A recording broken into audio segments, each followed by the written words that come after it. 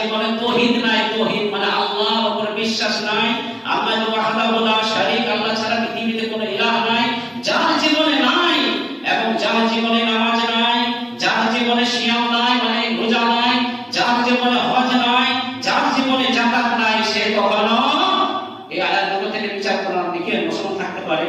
কে বলছেন জবাব দেন ভাই। রাত করেন আমার কথা শুনে, আমি কোরআন থেকে বলছি, কেননা আমাকে ধরার মতো লোক অনেক আছে। আমি আপনাকে যথেষ্ট পাচ্ছি কোরআন থেকে। আমি আগে বলেছি অঙ্ক বোঝার মতো ইসলাম বুঝুন।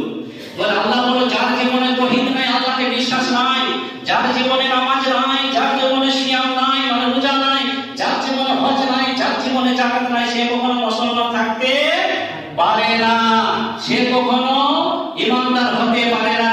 ভাই রাগ করবেন না, আল্লাহর সাথে দেখে দেবেন কাল কিয়ামতের মাঠে দিন। আমার কথা আমি বলে দিলাম।